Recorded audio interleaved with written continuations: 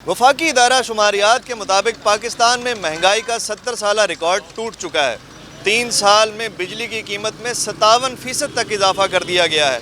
इस हवाले से शहरियों की क्या राय है और उनका हुकूमत के खिलाफ क्या रद्द अमल है, आइए उन्हीं की ज़बानी जानते हैं। काम है नहीं, कहाँ जाएं?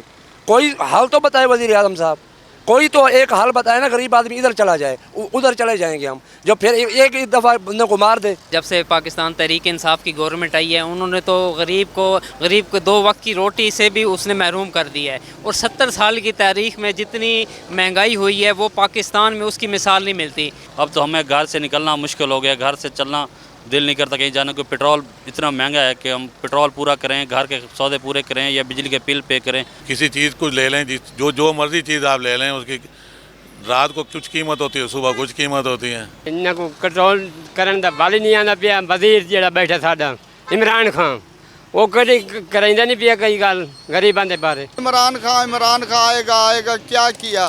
3 महीने होने वाले हैं, तीसरा बिल आने वाला है, बिल भी नहीं भरा।